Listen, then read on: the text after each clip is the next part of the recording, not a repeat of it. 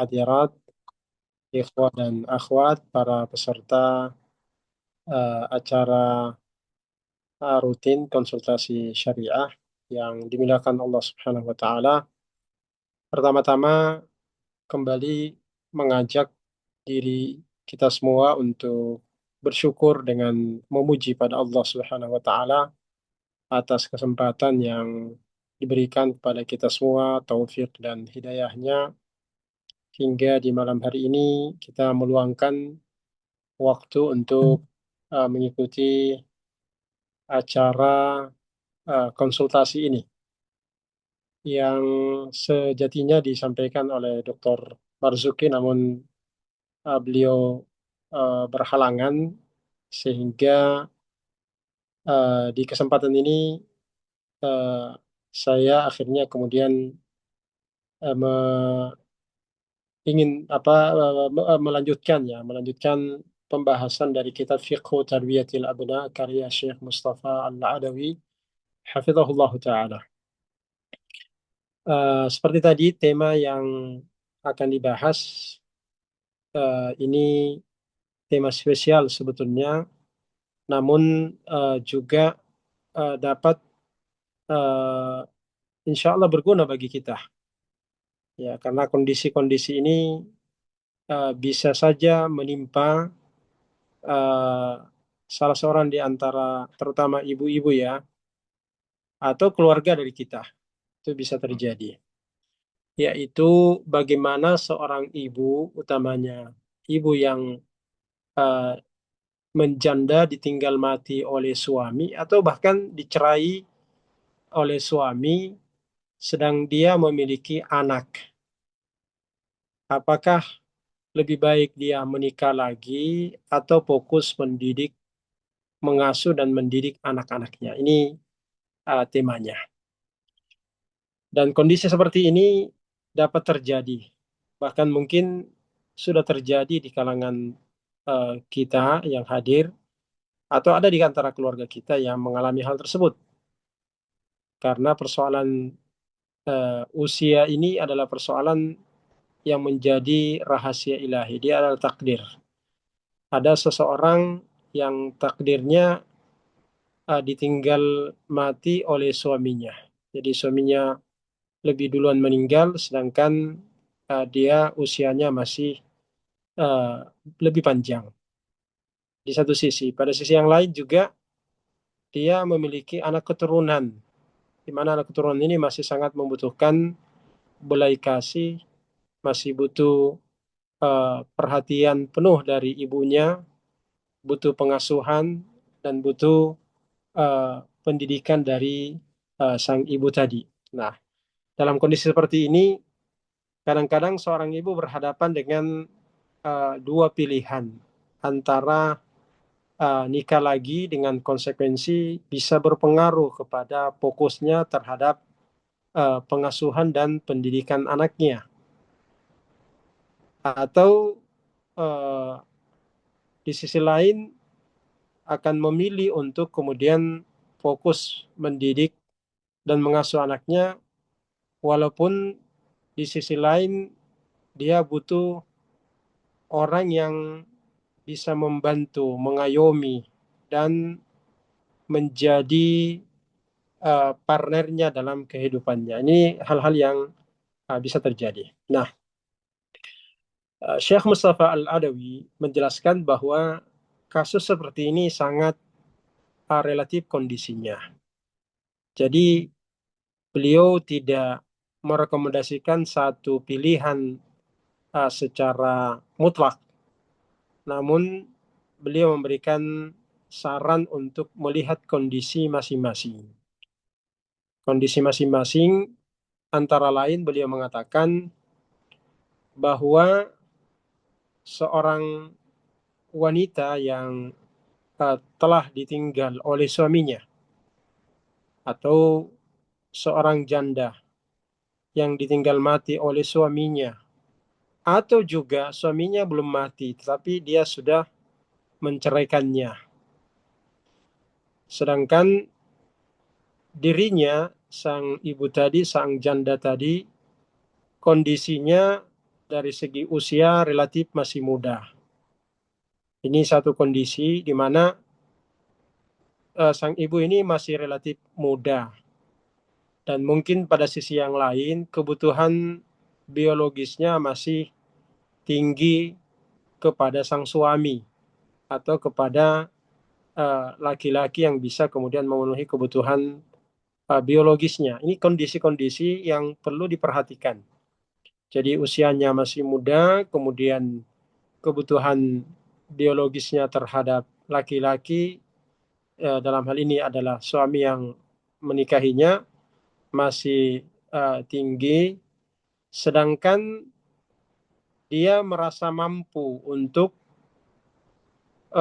menggabungkan antara hak-hak suaminya nanti kalau dia jadi menikah dengan perhatiannya terhadap pengasuhan anaknya dan pendidikan anaknya. Maka dalam kondisi seperti ini akan lebih baik bagi dirinya menikah dengan lelaki yang soleh dan dianggap mampu untuk kemudian menjadi pengayom bagi dirinya, uh, memenuhi kebutuhannya dan melindunginya, serta kemudian juga membantunya dalam mengasuh dan mendidik anaknya kelak, yakni anaknya sang ibu tadi.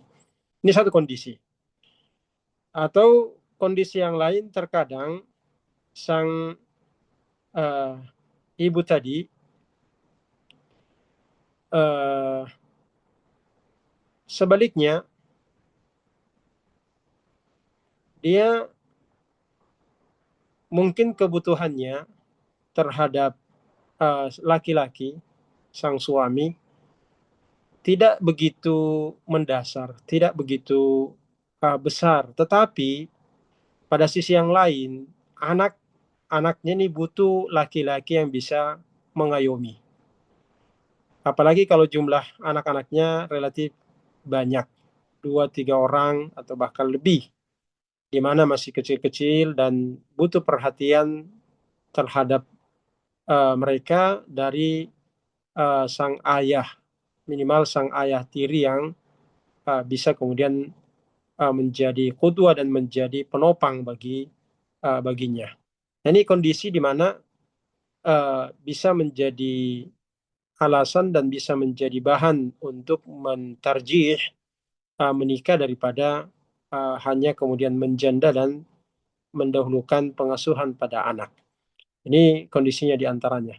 Kemudian pada sisi yang lain, boleh jadi di lingkungannya, ya mungkin dari sisi kebutuhan biologisnya kepada kehadiran sang laki-laki, sang suami, uh, tidak begitu uh, mendesak, ya, katakanlah seperti itu.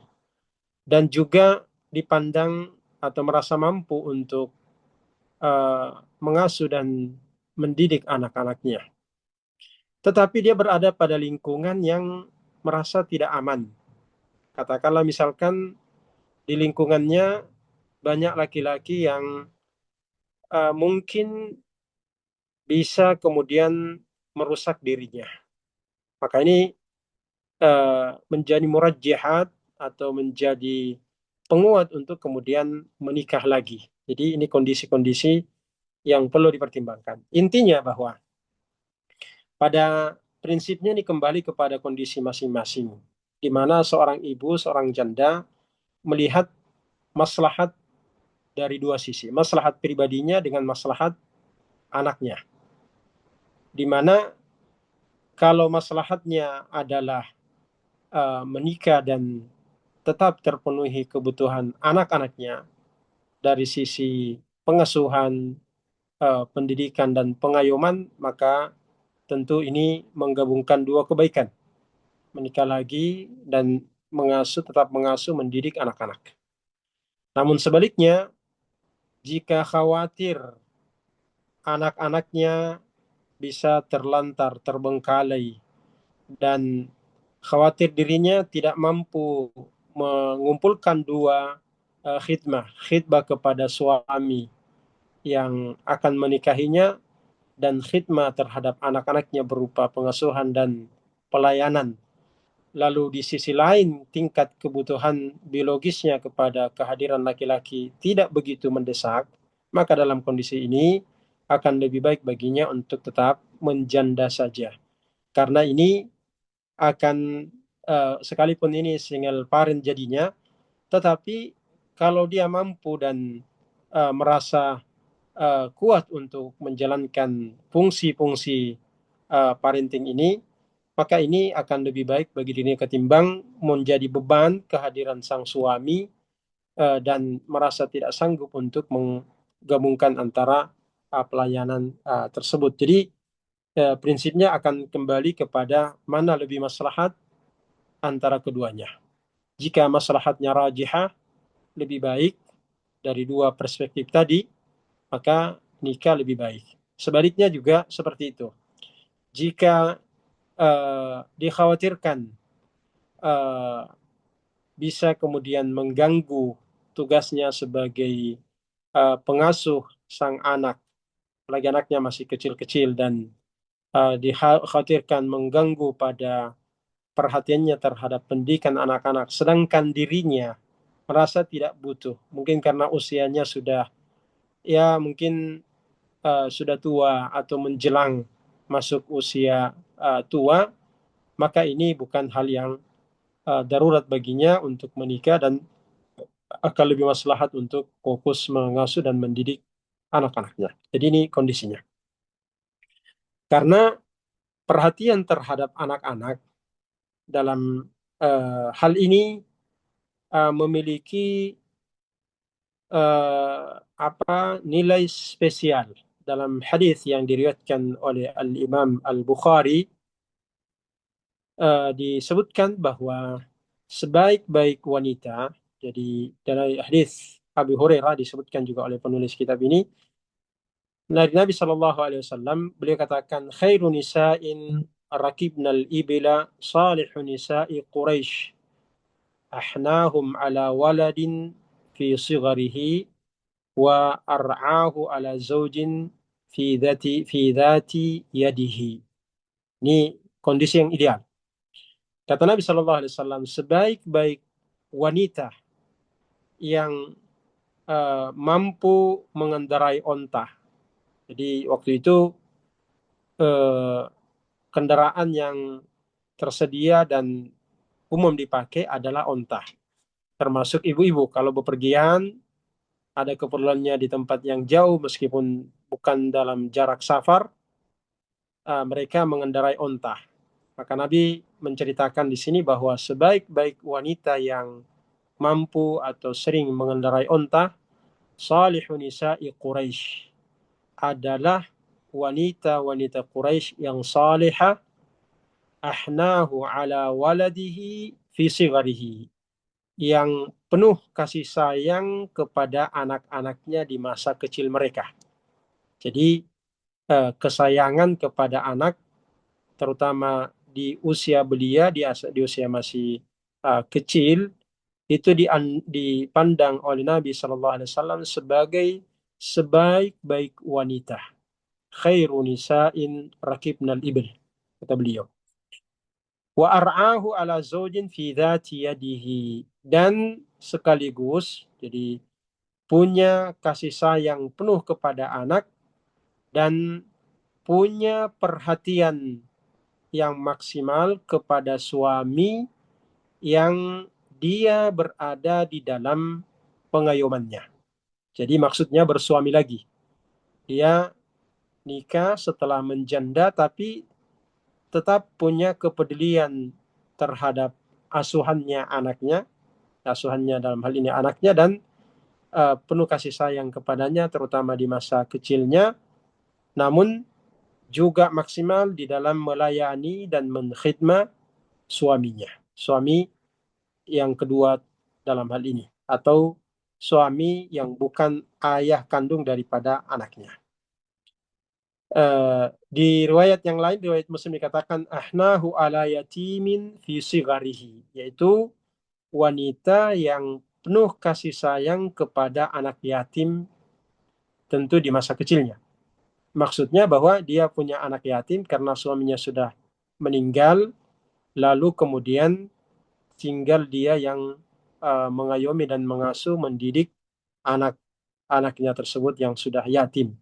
Jadi ini kondisi ideal di mana sang ibu tadi di satu sisi masih membutuhkan kehadiran suami karena kebutuhan biologisnya masih cukup tinggi, lalu di sisi lain tetap kemudian tugasnya sebagai seorang ibu untuk mengasuh dan mendidik anaknya yang dari suaminya yang pertama, dan di sisi lain setelah dia menikah dengan lelaki lain atau suami yang kedua atau selanjutnya, dia tetap mampu menggabungkan antara kewajiban khidmah, pelayanan kepada suami dan juga kepada pengasuhan dan pendidikan anak-anak. Itu kondisi ideal. Bahkan dianggap oleh Nabi Shallallahu Alaihi Wasallam sebagai wanita yang uh, terbaik dari kalangan Quraisy. Nah uh, ini penjelasan atau apa nukilan dari penulis kitab ini Syekh Mustafa Al-Adawi. Di riwayat tadi dikatakan ahnahu ala waladin fi sigari. Ini disyarah dijelaskan oleh Al-Imam Nawawi bahwa al-haniya ala waladiha allati taqumu alaihim ba'da yutmihim. Jadi al-hanan atau al-haniya dalam hal ini adalah wanita yang penuh kasih sayang, perhatian dan kepedulian terhadap anak yang sudah yatim. Sedikit tentu harus dipahami dan diketahui bahwa yatim dalam terminologi syariat itu adalah anak yang meninggal ayahnya, meninggal bapaknya, meninggal abinya, sedang dia masih kecil dan belum balik. Jadi dipandang yatim itu kalau ayahnya yang wafat di saat dia masih kecil. Sedangkan anak kecil yang hanya ibunya wafat, sedang ayahnya masih hidup secara syar'i ini tidak dikategorikan sebagai yatim. Kenapa? Karena yang bertanggung jawab terhadap nafkah anak-anak itu pada dasarnya adalah sang ayah, sang bapak. Maka karena ayahnya masih hidup, walaupun ibunya sudah wafat, secara syar'i ini tidak dikategorikan sebagai yatim. Sedangkan sebaliknya, jika ayah itu wafat duluan, sedangkan anaknya masih kecil, maka ini terhitung sebagai uh, yatim. Walaupun ibunya sendiri kaya raya, bahkan mungkin punya usaha yang cukup untuk membiayai dan memenuhi kebutuhan sang anak tersebut, tetap saja disebut sebagai yatim. Jadi ini persoalan terminologi syar'i yang perlu didudukkan dalam hal ini.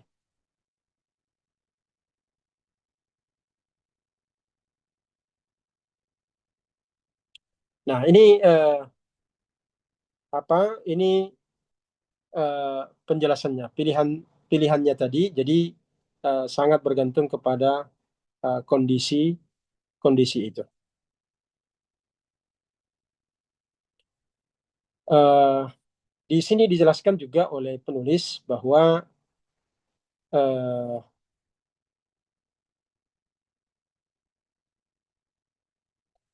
kalau menurut Al-Imam Nawawi, penjelasan tadi Al-Haniya itu adalah ibu yang mendahulukan perhatiannya terhadap anaknya, bahkan eh, karena perhatiannya terhadap anak, dia siap untuk kemudian tetap menjanda demi untuk pengasuhan dan pelayanan pendidikan terhadap anaknya. Ini menurut Al-Imam An-Nawawi. Walaupun menurut penulis bahwa ini terminologi yang dikembangkan dan dikemukakan oleh Al-Imam An-Nawawi ini tidak sepenuhnya demikian, karena Nabi Shallallahu Alaihi Wasallam menikah dengan Ummu Salamah, sedangkan Ummu Salamah di saat menikah dengan Nabi Shallallahu Alaihi Wasallam itu punya anak, dan itu berarti bahwa kalau mengambil penjelasan Imam Nawawi dalam hal ini yang membatasi bahwa al-haniyah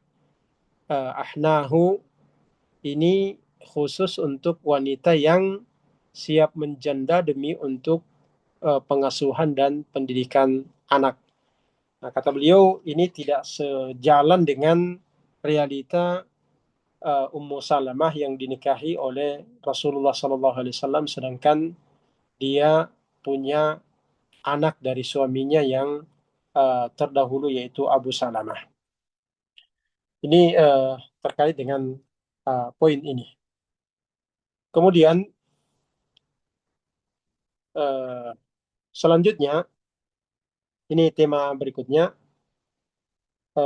terkait sikap kasih sayang orang tua terhadap anak-anak.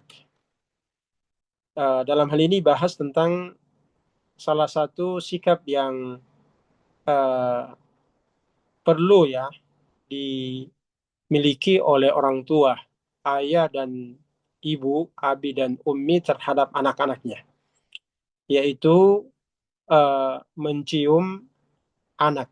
Ya, mencium anak tentu dalam hal ini anak yang masih belum dewasa. Kata beliau takbilus sagir wa yushra'u wa yustahabbu lil walidaini taqbilu abnaihima wa banatihima.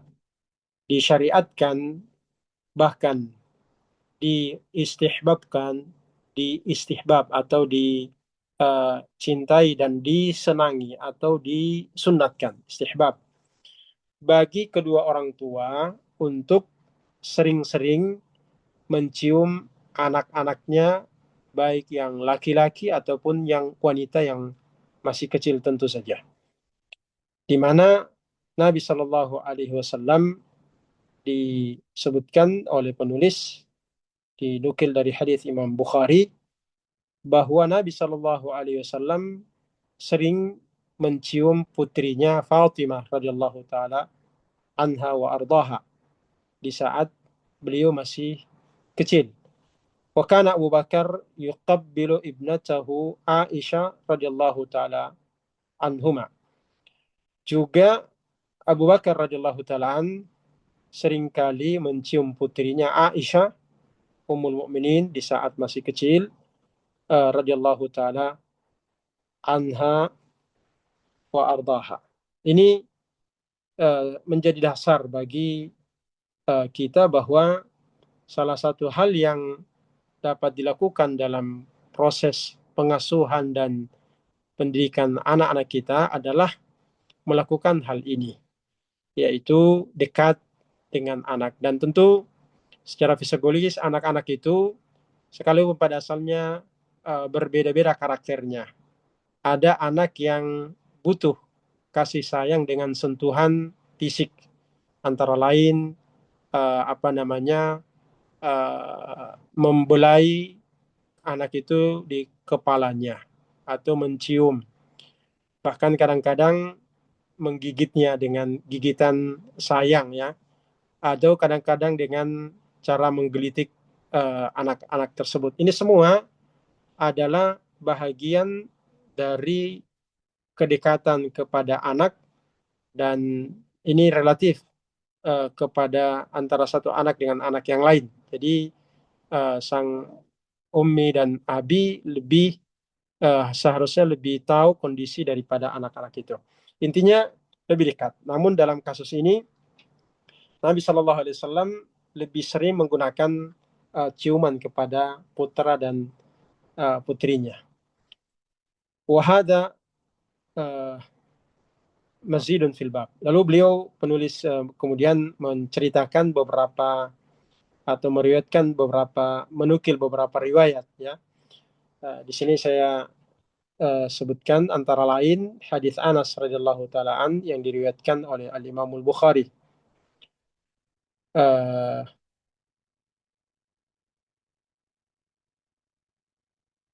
Kata Anas, kami bersama Rasulullah SAW pernah mengunjungi seseorang yang diberi kunyah dengan Abu Saif Al-Qayyin. Al-Qayyin. Lalu kemudian Rasulullah SAW membawa di saat itu kemudian membawa putranya yaitu Ibrahim sebelum wafatnya. Ini masih kecil. Tentu kita kenal Ibrahim adalah satu-satunya anak laki-laki Rasulullah yang pada akhirnya wafat dalam kondisi masih kecil. Lalu kemudian Nabi Shallallahu Alaihi Wasallam menciumnya, ya, mencium putranya Ibrahim Faqab dan ya memegang putranya Ibrahim lalu menciumnya dan membelainya, ya. Ini contoh bahwa Rasulullah Shallallahu Alaihi Wasallam melakukan hal tersebut. Wa akhraja Imam Muslim min hadits Anas, uh, kata Anas radhiyallahu taalaan, saya tidak mendapati orang yang lebih sayang kepada anak dan keluarganya dari Rasulullah sallallahu alaihi wasallam. Ma ra'aitu ahadan kana arhama bil iyali min Rasulillah sallallahu alaihi wa alihi wasallam. Nah, ini kesaksian Anas bahwa saya tidak pernah mendapati sosok yang lebih sayang kepada keluarganya daripada Rasulullah sallallahu alaihi wasallam. Antara lain kata beliau bahwa dulu Ibrahim itu disusukan oleh ibu susuan di kampung Al-Awali di Madinah. Jadi Rasulullah Sallallahu Alaihi Wasallam tentu di saat berada di Madinah, beliau masih tetap mengikuti kebiasaan masyarakat di waktu itu. Jadi menjadi tradisi secara turun-temurun bahkan semenjak masa Rasulullah atau semenjak kanak-kanaknya Rasulullah, orang Arab itu biasanya menyusukan anaknya ke Arab pedalaman. Maka termasuk putra beliau Ibrahim waktu itu di saat masih kecil, beliau titipkan anaknya untuk disusukan di kampung Al-Awali namanya di bagian timur kota Madinah. Lalu Rasulullah Shallallahu Alaihi Wasallam terkadang pergi ke kampung itu menjenguknya. Dan kata Anas, Anas menyertainya.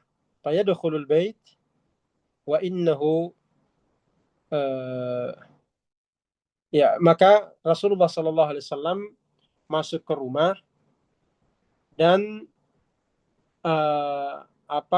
menemui atau bertemu dengan putranya Ibrahim, fayakhuduhu fayuqabbiluhu.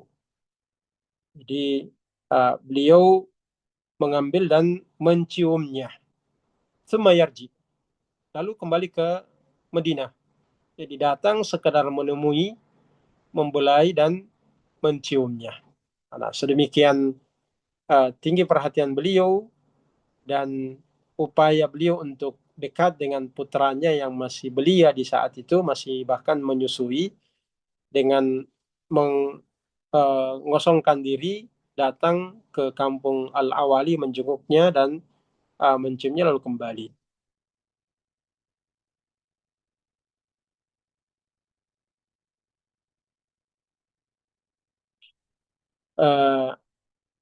Lalu diceritakan bahwa diceritakan oleh Amru bin As ini kelihatannya tatkala Ibrahim ini wafat. Jadi kita tahu bahwa Ibrahim ini putra beliau wafat masih kanak-kanak atau bahkan masih menyusui.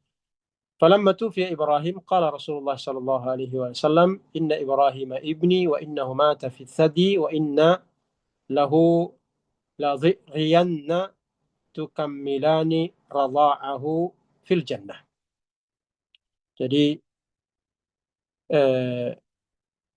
kata Nabi Shallallahu Alaihi Wasallam, sesungguhnya Ibrahim ini adalah putraku, ini adalah anakku yang wafat masih dalam usia menyusui.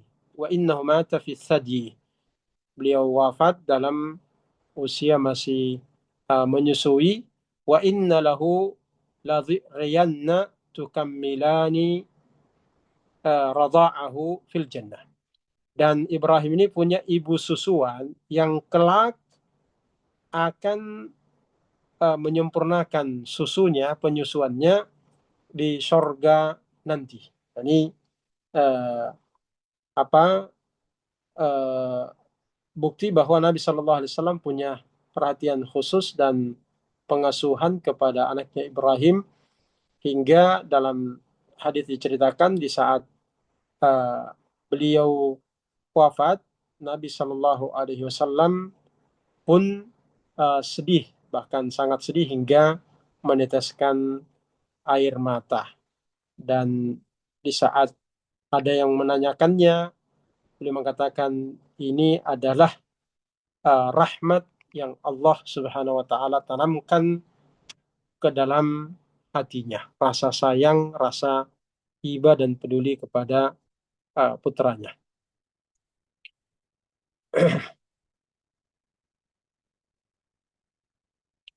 Diceritakan lebih lanjut bahwa dalam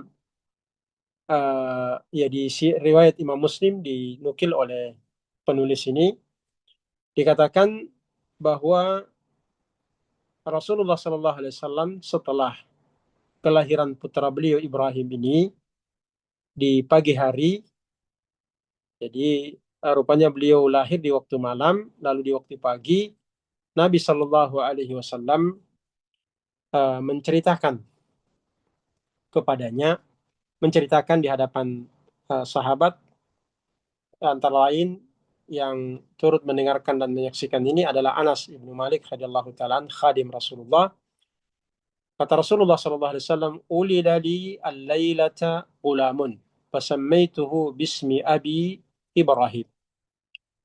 Bahwa malam tadi telah lahir anakku, ya telah lahir anak laki-lakiku. Lalu aku beri nama dengan nama kakekku Ibrahim. Jadi ini kisahnya. Ini menunjukkan bahwa pemberian nama itu bisa saja sebelum hari akikah. Kalau hari akikah adalah hari ketujuh, maka boleh nama itu telah diberikan kepada anak tersebut sebelum hari ketujuhnya. Apalagi kalau memang sudah disiapkan sejak awal sebelum lahiran, anak itu sudah disiapkan nama untuknya. Nah, begitu lahir, berdasarkan hadis Anas bin Malik ini yang diriwayatkan oleh Imam Muslim, Nabi Shallallahu Alaihi Wasallam telah memberi nama putra beliau yang baru lahiran semalamnya dengan nama Ibrahim, sebagai nama yang dipakai untuk kakek beliau Ibrahim alaihissalatu wassalam. Karena tentu kita tahu bahwa Nabi Muhammad SAW ini adalah dari keturunan Ismail. Dari keturunan Ismail. Nah, ini di antara sunnah Rasulullah SAW. Lalu kata Anas, setelahnya Rasulullah SAW menyerahkan putranya ini kepada Ummu Saif, imra'atu qainin yuqalu lahu Abu Saif. Fantalaqa ya'tihi wa wattaba'athu. Jadi fantalaqa ya'tihi wattaba'tuhu. Jadi kata Anas bahwa setelah itu Nabi Shallallahu Alaihi Wasallam menyerahkan putranya ini kepada seorang ibu susuan, yaitu Ummu Saif, yang menyusukannya.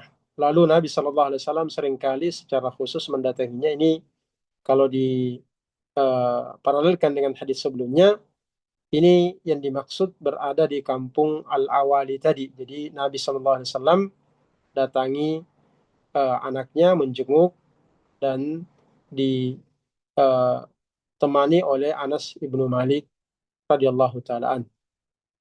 Dan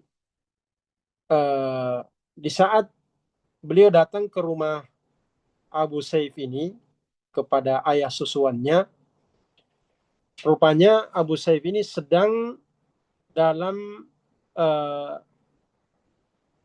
dalam kondisi bekerja, melanjutkan pekerjaannya sebagai tukang besi, sampai diceritakan bahwa waktu itu di rumahnya penuh dengan asap, dari asap uh, api yang dipakai untuk memanaskan besi, karena beliau seorang pandai besi. Uh, maka aku pun datang terlebih dahulu, mendahului Rasulullah SAW masuk dan bertemu dengan Abu Saif. Lalu kemudian uh, Abu Saif Anas mengatakan kepada Abu Saif bahwa mohon hentikan dulu pekerjaanmu. Mohon hentikan atau matikan dulu api tersebut, karena Rasulullah Shallallahu Alaihi Wasallam sedang menuju ke rumahmu. Maka di saat Rasulullah Shallallahu Alaihi Wasallam datang, Abu Sayyid pun meninggalkan pekerjaannya atau menghentikan pekerjaannya, lalu Nabi Shallallahu Alaihi Wasallam mendekati dan memanggil putranya Ibrahim, dan kemudian memeluknya, sambil kemudian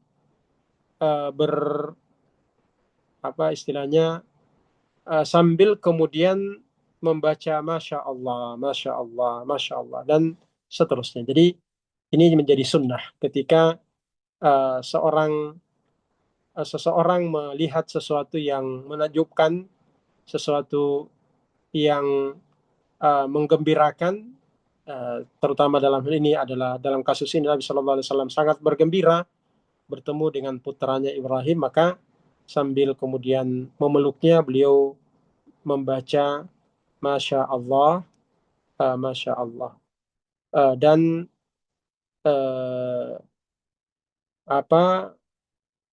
menyambutnya dan berbincang atau mengajaknya bicara dengan santun kepada putranya. Walaupun tentu saja dalam hal ini bercengkrama dengan anaknya dengan bahasa-bahasa yang cocok untuk sang anak tersebut.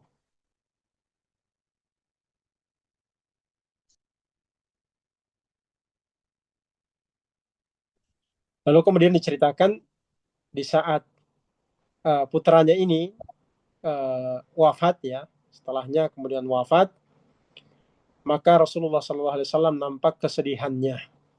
Kata Anas, di saat itu beliau benar-benar kelihatan sedih, bahkan bercucuran air matanya, dan di saat itu beliau pun berujar dan berkata, tadma'ul ainu wa yahzanul qalbu. Mata ini benar-benar bercucuran dan hati ini benar-benar sedih. Wala naqulu illa ma yurdi rabbana. Dan kami tidak mengatakan sesuatu kecuali apa yang diridhai oleh Rabb kita, ya, Rabb kami. Ini menjadi satu sunnah bahwa seorang ayah, seorang ibu di saat anaknya wafat dalam keadaan masih belia, masih kecil, dan dalam keadaan sedih karena wafatnya sang anak, itu bisa membaca atau mengucapkan kalimat-kalimat seperti ini. Tadma'ul ainu wa yahzanul qalbu wala naqulu illa ma yurdi rabbana. Jadi hati ini dapat sedih, mata ini dapat bercucuran, tetapi kita tidak mengatakan sesuatu kecuali apa yang diridai oleh Rabb Azza wa Jalla.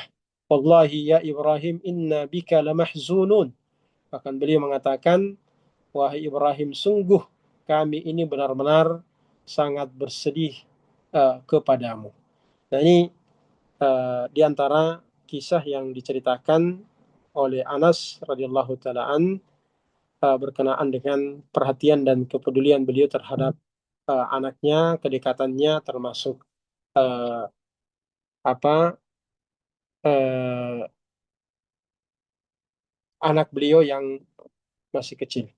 Lalu hadis yang berikutnya adalah hadis Al-Bukhari yang masyhur ya, hadis Aisyah radhiyallahu taala anha, bahwa suatu ketika ada seorang Arabi, yaitu anak Arab pedalaman, datang berkunjung kepada Nabi, lalu kemudian melihat, kelihatannya melihat Nabi Shallallahu Alaihi Wasallam uh, memperlihatkan bahwa beliau mencium anak kecil atau anaknya, anak-anak. Lalu kemudian sang Arabi tersebut merasa heran dan mengatakan kepada Rasulullah, tuqabbiluna subyan, fanahnu fama nuqabbiluhum. Ya, kalian ini mencium anak kecil. Jadi sang Arab ini memang lugu ya, lugu sampai keluar ucapan ini kepada Nabi. Ya, kalian ini ya termasuk mencium anak-anak kecil, subyan. Fama nuqabbiluhum. Kami tidak mencium kalau anak kecil. Faqala Nabi sallallahu alaihi wasallam, "Aw ma amlaku laka an naz'a awa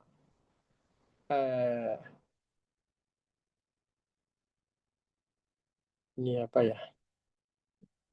Amlaku laka an naz'a Allah min uh, qalbika rahmah."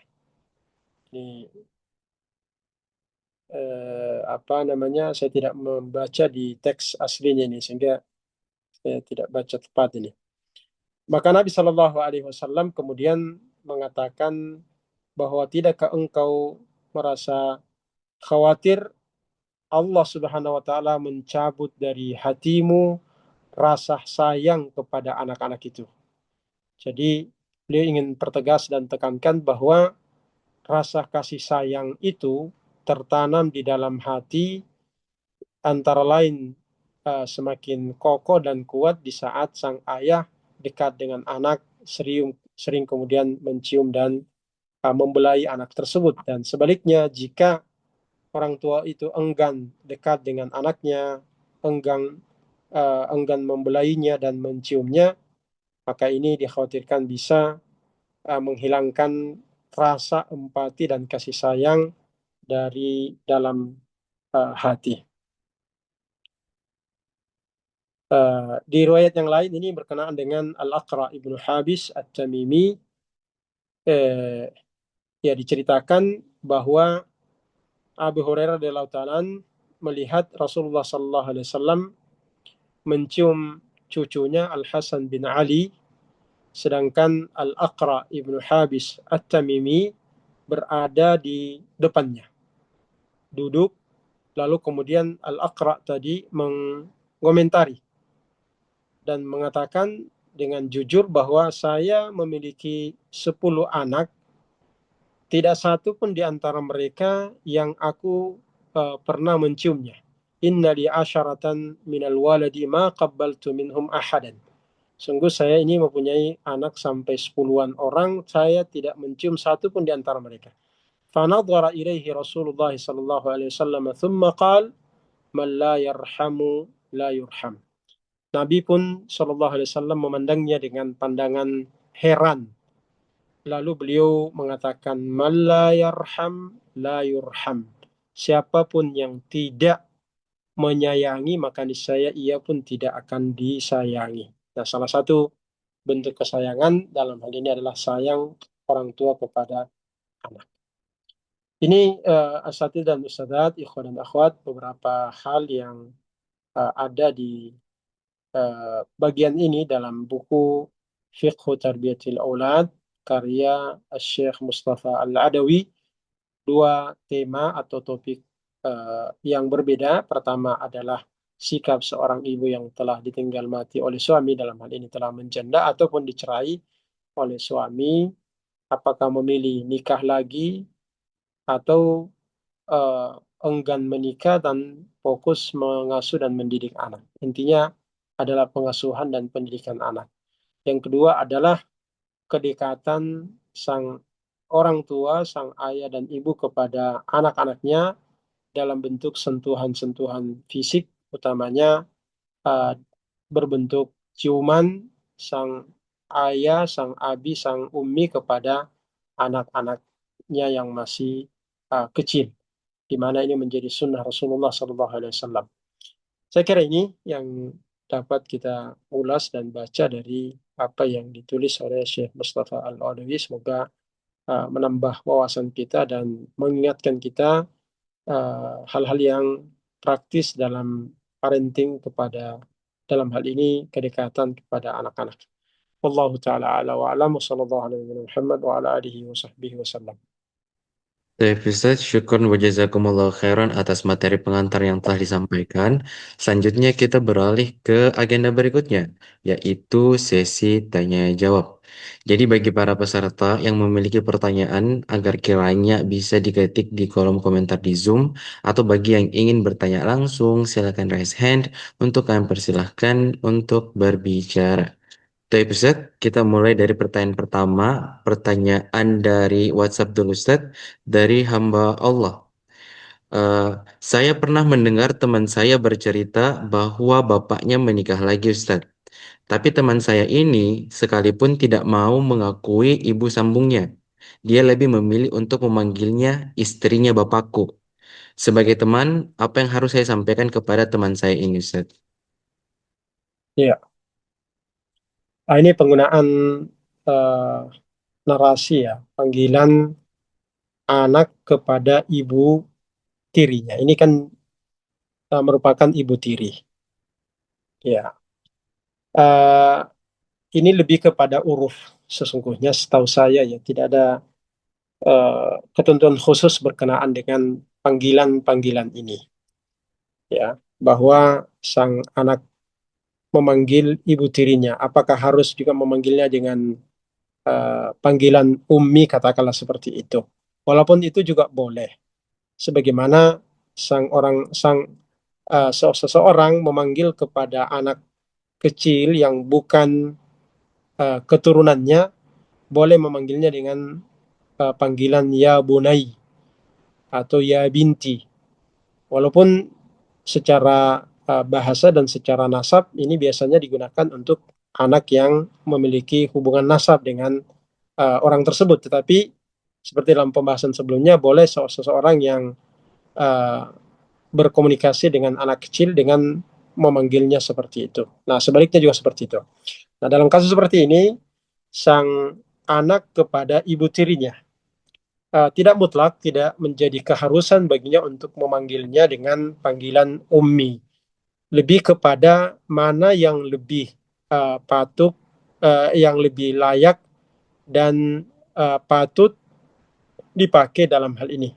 Bila di komunitasnya, bila di masyarakatnya, sang anak sekalipun tentu kepada ibu tersebut adalah dipandang anak tiri, memanggilnya dengan panggilan ummi, maka itu yang lebih baik dan lebih etis.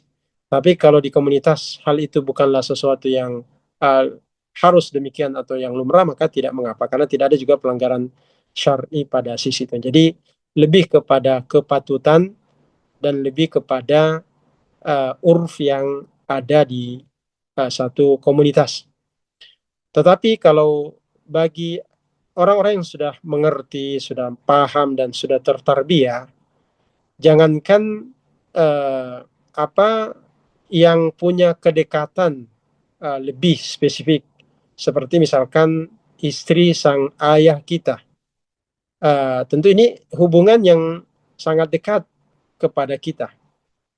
Maka kalau saja seorang mutarabbi, ya katakanlah seperti itu, atau mutarabbiyah kepada murabbiyahnya, seringkali kemudian narasi menggunakan ummi atau semacamnya, ustazah, ummi, khususnya dalam hal ini, maka mimbabi aula untuk kemudian sang anak itu memanggil ibu tirinya dengan ungkapan itu. Karena ungkapan ini kalau dari segi perspektif eh, sosialnya, terutama di kalangan orang-orang solihah, wanita-wanita solihah, ini dipandang sebagai istilah dan narasi yang sangat terhormat. Ada nuansa penghormatan dan nuansa penghargaan kepada yang lebih tua, apalagi dalam hal ini adalah istri daripada ayah. Ya, saya kira demikian, Ustaz. Baik, Ustaz, syukran wa jazakumullahu khairan atas Maaf jawaban. tadi. Jadi sikap kita terhadap teman itu dikondisikan, ya, dikondisikan dan menyarankan untuk menggunakan narasi yang lebih terhormat dan lebih dekat. Ya, cuma kalau seandainya hal itu tidak diterima, apalagi kadang-kadang anak itu tidak, dalam tanda petik ya, tidak menerima kehadiran sang ibu tiri ya, katakanlah seperti itu, maka ini tidak perlu dipaksakan. Ya, selama kemudian terjalin komunikasi itu. Baik, Ustaz, syukran wa jazakumullahu khairan atas jawaban dari pertanyaan pertama. Selanjutnya kita beralih ke pertanyaan kedua. Pertanyaan yang diajukan oleh Muhammad Ali Basri. Assalamualaikum, Ustaz. Sampai umur berapa anak bisa dicium, terutama anak perempuan? Ya, eh, ya tentu sampai dia balik. Kalau sudah balik tidak lagi hal tersebut dianjurkan. Ya, karena tentu perlakuan anak-anak balik, terutama anak-anak wanita yang sudah balik, begitu ya sebaliknya, ibu kepada putranya lebih kepada eh, apa namanya, sentuhan-sentuhan lain. Ya, dalam hal ini misalkan istilahnya adalah mu'anaqah. Ya, mu'anaqah apa apa istilah kita ya? Kalau seseorang apa si cipi apa istilahnya Ustaz? Eh, ya, di mana ketika bertemu diistilahkan dalam bahasa Arab namanya mu'anaqah. Jadi saling bersentuhan pipi ya, bukan mulut ya atau hidung. Nah, ini disebut dengan istilah mu'anaqah. Apa dalam bahasa kita? Cipika-cipiki, Ustaz. Ah, itu. Nah, itu yang saya maksud. Jadi itu boleh dalam hal ini. Jadi masih lumrah. Jadi menghindari sentuhan mulut ya kepada putra atau putri kita dalam usia sudah balik dan sudah dewasa. Namun sebelumnya ya bisa saja kemudian hal tersebut. Namun tentu ciuman yang dalam hal ini adalah berupa ciuman yang menggambarkan kesayangan dan kedekatan kepadanya. Jadi persoalan usia uh, sangat relatif ya, tapi pendekatannya pada sisi sejauh mana dia balik atau belum balik.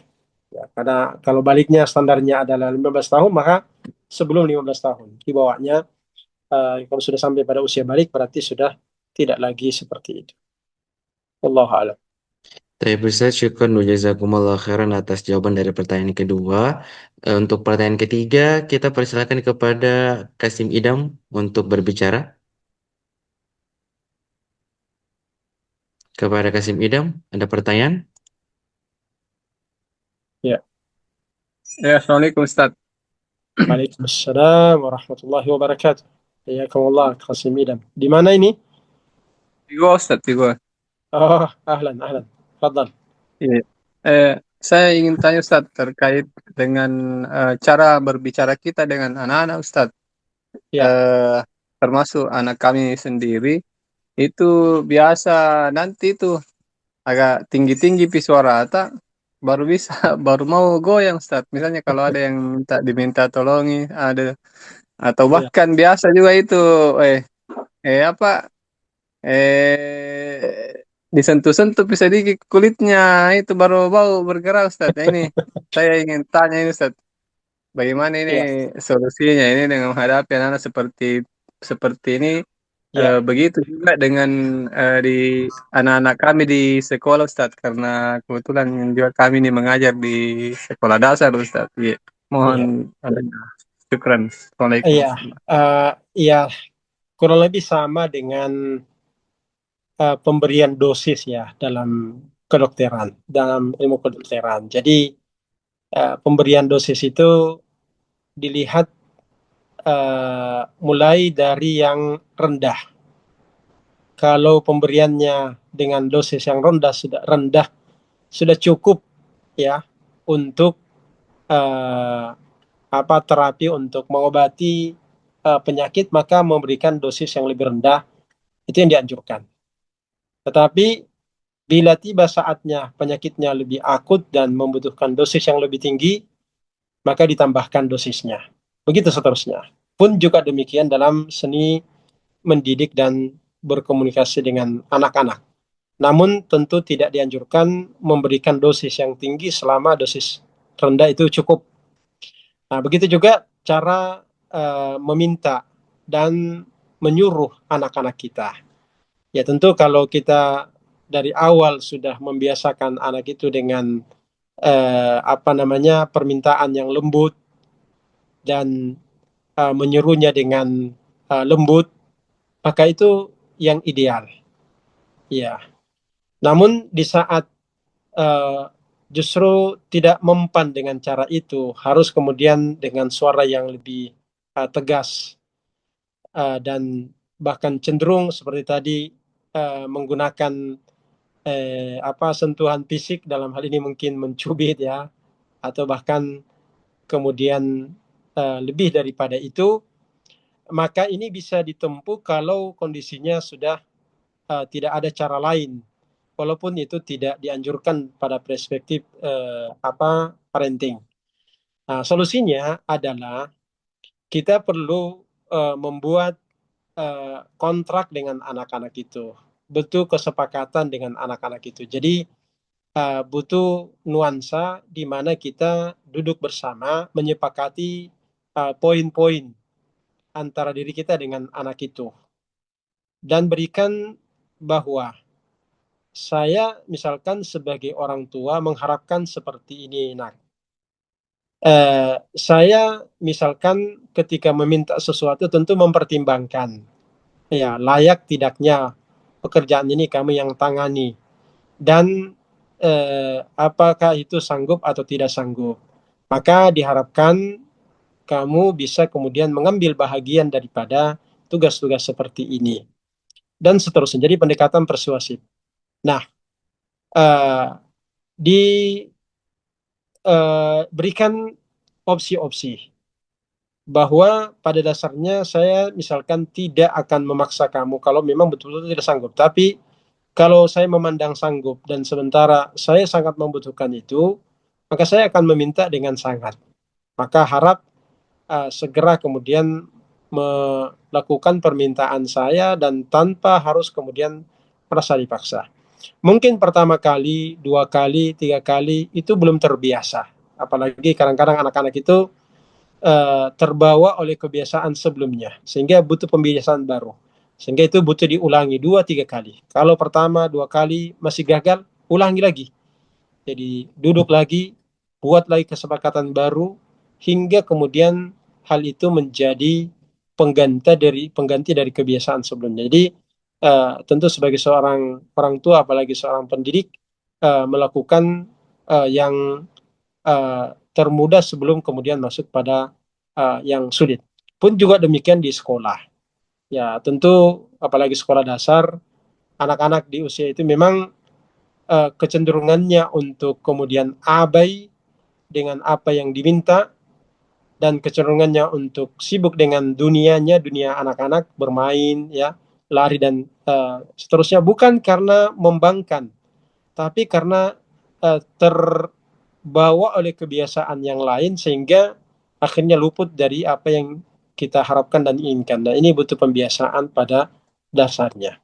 Jadi eh, itu beberapa pandangan berkenaan dengan hal tersebut. Wallahu taala ala wa alam. Baik Ustaz, syukur wa jazakumullah khairan atas jawaban dari pertanyaan ketiga. Dan sekarang sudah jam 10 Ustaz, apakah masih ada kesempatan untuk bertanya atau dicukupkan Ustaz? Masih ada di room chat yang belum terjawab. Masih ada 4 Ustaz. Oke. Kemudian ada juga 1 orang yang berangkat tangan. Baik, yang 4 ini coba dulu disimpulkan atau dilihat apa intinya. Saya sulit baca dari perangkat saya. Kalau bersentuhan dengan pembahasan tadi, coba kita luangkan waktu untuk menyelesaikannya. Tapi Ustaz, selanjutnya pertanyaan dari Ummu. Di sini pertanyaannya, bagaimana kalau kita mencium anak umur 18 tahun, yaitu ibu mencium anak perempuannya yang umur 18 tahun. Apakah masih bisa atau ada batasan syariatnya Ustaz? Seperti itu intinya. Ya, sama tadi dengan pertanyaan sebelumnya bahwa sampai usia kapan ya? Sampai usia balik. Sebelum balik masih seperti itu. Tapi kalau sudah sampai usia balik, ya cukup dengan mu'anakah tadi. Cukup dengan mu'anakah tadi dan tidak perlu sampai lebih jauh daripada itu.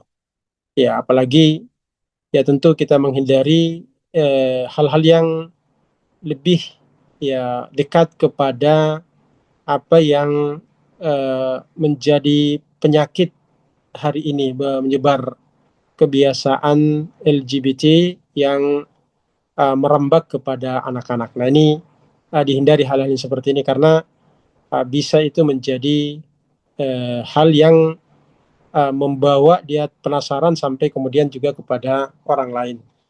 Dan tentu ini adalah buruk. Ya, wallahu ta'ala alam. Baik Ustadz, kemudian pertanyaan kelima dari orang yang sama. Pertanyaannya bagaimana cara menyikapi anak yang baperan karena orang tuanya broken home. Yang anaknya itu sejak umur 5 tahun sampai 4 tahun kemudian itu menyaksikan orang tuanya berpisah. Ditinggalkan oleh ibunya, kemudian dipukul oleh ayahnya, sehingga kekurangan kasih sayang. Sehingga ketika memasuki masa remaja, si remaja ini cepat tersinggung dan sering menangis Ustadz. Nah, itu bagaimana cara menyikapinya? Ya, ini tentu saja adalah korban pengasuhan dalam kondisi ini. Itu satu. Ini perlu diperbaiki. Yang kedua, seorang ibu memang, terutama ibu, bahkan orang tua pada umumnya, dalam hal ini adalah abi, bapaknya, perlu membaca dan belajar seni berinteraksi dengan anak yang sedang mulai masuk usia remaja, di mana di usia remaja ini sangat rawan ya secara perubahan fisik dan psikologis anak sangat berpengaruh. Ya, orang yang mengalami anak seperti ini memang seringkali merasa membuat orang tua itu terpancing emosi karena sikap-sikapnya. Ya, sikapnya cenderung untuk membangkang, cenderung untuk sulit diatur. Apalagi kalau ada cacat pengasuhan seperti diceritakan tadi, maka sang orang tua perlu lebih eh, persuasif dalam pendekatannya kepada anak itu dan disarankan untuk eh, belajar dan membaca buku-buku yang berkenaan dengan psikologi perkembangan anak agar bisa menyesuaikan kondisinya. Jadi eh, ini standar-standar umumnya, tetapi dia akan lebih bijak ketika mengetahui kondisi psikologi sang anak itu karena bisa berbeda antara satu dengan yang lainnya. Namun standar umumnya bahwa di usia remaja memasuki masa pubertas, ya mungkin masa-masa awal menstruasi, perubahan fisik dan psikologi anak itu sangat rentan perubahannya, sehingga kedekatan dan kehadiran orang tua di saat itu diperlukan dan tidak menjadi apa istilahnya lawan ya, karena seringkali kalau sang orang tua tidak mengerti psikologinya anak, ya cenderung egoisnya juga naik dan merasa tertandingi oleh sang anak, padahal anak ini cenderung untuk uh, apa namanya menonjolkan sikapnya. Ada sikap membangkang, tidak mendengarkan, dan merasa keinginannya harus dipenuhi semuanya. Nah, kalau orang tua yang tidak mengerti psikologi anak ini, tentu dipandang ini anak kurang ajar, anak ini membangkang dan lain. Padahal itu karena pengaruh daripada perkembangan fisik dan psikologi sang anak tersebut. Jadi bagaimana sang orang tua ini lebih banyak belajar dan belajar tentang seni mendidik dan berinteraksi dengan anak-anak remaja itu. Wallahu a'lam. Baik Ustaz, syukron wa jazakumullah khair atas jawabannya. Kemudian masih ada 2 pertanyaan terakhir Ustaz. Boleh, Pertanyaan Rasul. pertama, Afwan Ustaz, berapa usia anak itu dipisahkan tempat tidurnya dengan umi abinya Ustaz? Ummi dan abinya. Iya. Oh iya. Ini kalau anak itu sudah, pertama sudah tidak uh, menyusui, kehadirannya bersama ibu itu tidak lagi darurat. Tetapi kadang-kadang anak itu masih butuh bersama dengan uh, abi dan umminya setelah itu, karena masih sering kemudian mencarinya. Dari segi standar usianya lebih kepada usia tamyiz. Kalau sudah mumayyiz, maka sebaiknya sudah tidak bersama dengan ibunya.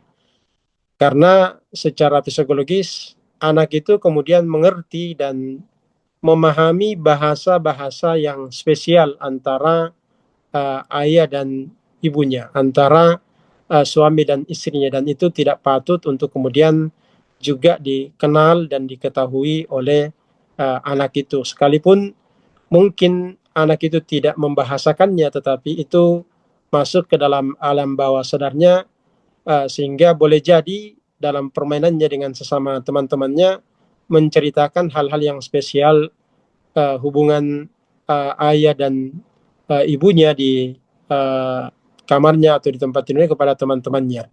Nah, ini tentu tidak aman. Padahal hal-hal yang seperti ini tidak ini. Jadi di usia sudah mumayyiz, sudah bisa memahami, mungkin dalam hal ini juga sudah, kalau usia 6 tahun, 5 tahun itu sudah lumayan mengerti anak-anak itu, bahkan sebelum-sebelumnya. Kalau sudah masuk TK itu sudah sangat paham dengan bahasa-bahasa ini, walaupun mungkin mengungkapkannya tidak seperti ungkapan orang dewasa, tapi mengerti hal tersebut. Jadi itu. Apalagi kalau di rumah kita tersedia ruang yang bisa dikhususkan untuk anak-anak tersebut, walaupun tidak jauh dari tempat tidur orang tua, maka itu lebih bagus dan lebih aman. Jadi sifatnya pada sisi tamyiznya. Allah alam. Baik Ustaz, syukron wa jazakumullah khairan. Kemudian pertanyaan terakhir, bagaimana kalau dipeluk Ustaz? Apakah boleh jika sudah balik kita peluk anak kita sebagai rasa sayang? Misalnya melepas rasa rindu ketika pulang dari pondok. Boleh, boleh, boleh. Tapi tidak menyentuh hal-hal yang yang spesial ya dari tubuh anak itu. Ya, tapi pelukan biasa itu dibolehkan. Nah, Baik cukup Ustaz. mungkin Ustaz. Baik, Ustaz. Pertanyaan terakhir tadi sekaligus menutup acara kita pada malam hari ini. Kami mengucapkan syukron wa jazakumullah khairan kepada pemateri kita atas kesempatan dan ilmu yang telah diberikan. Dan juga kami ucapkan syukron wa jazakumullah khairan kepada para peserta yang telah menyempatkan dirinya untuk bergabung pada acara kita pada malam hari ini. Jika ada kelebihan, itu datangnya dari Allah Subhanahu wa Ta'ala. Jika ada kekurangan, itu datangnya dari diri kami pribadi. Kami tutup dengan masing-masing membaca doa kafaratul majelis. Subhanakallahumma wa bihamdik. Asyhadu an la ilaha illa anta. Astaghfiruka wa atubu ilaik. Assalamualaikum warahmatullahi wabarakatuh.